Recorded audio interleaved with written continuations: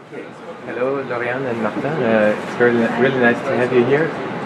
We are wrapping up the week of a lot of actions. You're about to head for the last protest at the prison, and maybe you can give us a quick overview of where you're coming from, for whom do you work, or in which context do you work, briefly. Okay, we come from Paris. We are two journalists. We are working for several media. One of them is Radio Parleur. It's an independent media launched last year in September about social struggle. So we had really to be there to write and report about the G20. And how was your stay here? Maybe you can give an overview of how you were accommodated, what did you attend, what are your impressions? It was really nice, really interesting. So Radio Parleur is it's kind of special because we come from a social movement named Nuit Debout. It was the last year at Paris. And so we have many connection with all militants of the world because they came to see Nuit Debout and now we come to see them. So we sleep at the militant flat. They're having us. That's very nice of them. So it was so cool to be here because it's in St. Pauli, in the neighborhood where everything happened. So it was really good for us to work here, and it was so nice to have some people who freely accepting you on the couch and they're helping us to know where the things are, where we have to go to find the information, and we are lucky to be here like this. And have you used the infrastructure of the center? Have you been around? Every day. We've been there for the press conference in the morning, stay for coffee and then going to the protest. And also it was very useful to have the Twitter account to have news and to know what's happened in some neighborhood during the protest, because it's hard to be everywhere. So, and we knew that all the information who come from the FCMC are true and they are not rumors, because on Twitter it's hard to know what is true and not, and we don't speak German, so it was very, very useful to have information in English from the FCMC. Yeah, and it was really important to have another way of information than the official one. We were not here to follow Emmanuel Macron, the president, the French president, or the diplomatic problem. We are here to see the opposition against G20. It was really reliable to have someone who can inform us just about this subject. And what did you cover? What was your... the protest. Well, we mainly cover the protest, but we're not trying to do something like day 1, day 2, day 3, like a journal. No.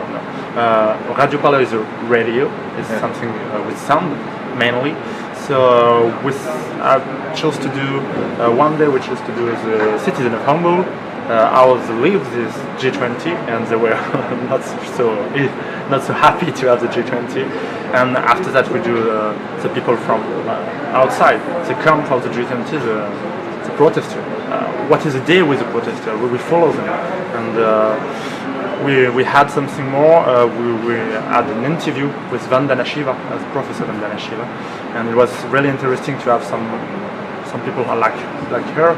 She's an intellectual. She gave us some key to understand what happened for the G20. So on the ground, on the mind, and we try to have something very global, a global view of the situation.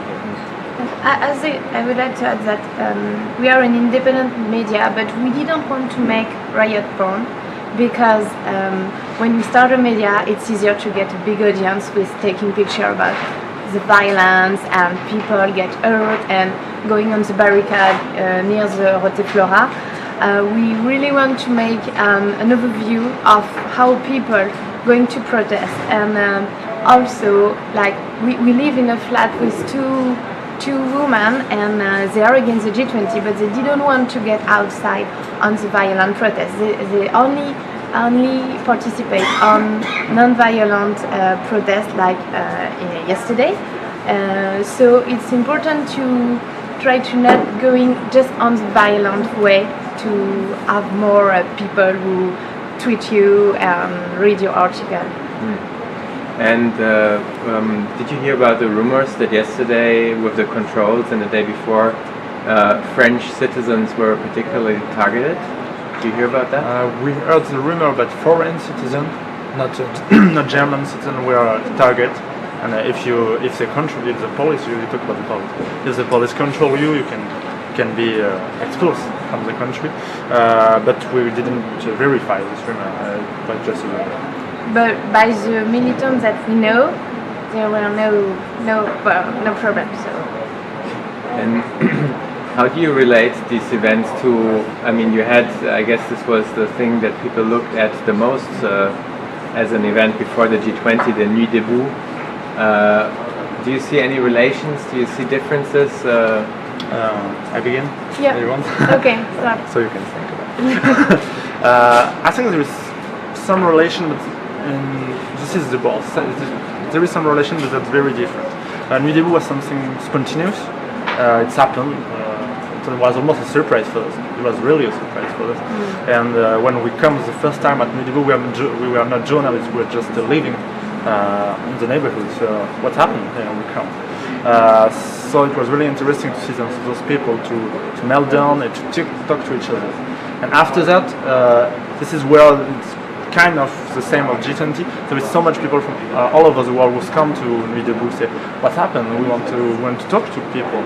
And that's where we begin to be journalists. We create a radio on the Place of Republic, on the place, to cover the thing, because something happened, we have to be there.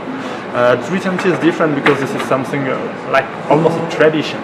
When the G20 happened, and when you can't do this, when it is not in the dangerous country with a dictator, when you can express yourself, you come and you try to cover the subject and the protest. So it's kind of different, but almost the same. I don't know what to say, but it's very interesting to see so much people from all over the world. They come to protest, they meet each other, we exchange some experience with some journalists we didn't know, and that was very useful. Nuit debout was almost like that too. I think the link with Nuit debout, it's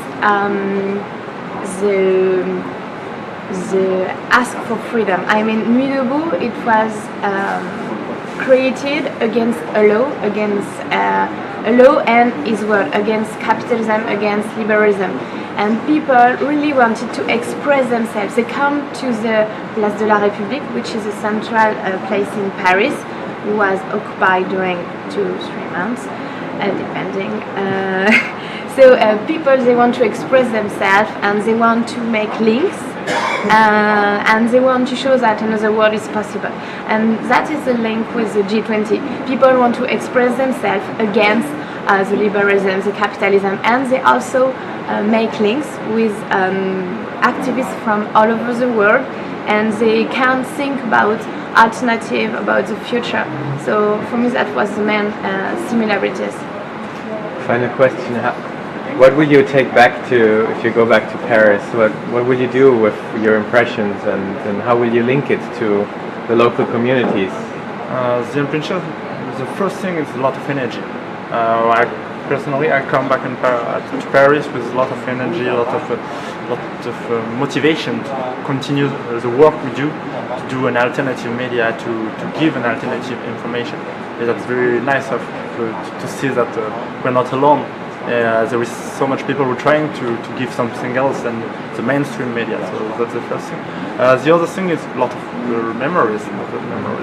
It was amazing to discover Hamburg. It's an amazing city, and especially St. Pauli and the stadium. I'm a football fan, and the stadium is amazing. So we're going to take this back to Paris, and we're going to speak about it with our friends, with all the people, and we hope to come back maybe in Hamburg for more coverage. We'll come back with t-shirts from St. Pauli stadium and a lot of contact and links for people in mainly Europe and Germany, and a lot of hope. Well, Thank you, Laury-Anne. Thank you, Martin. Thanks to You're you. welcome. Thanks. Yeah.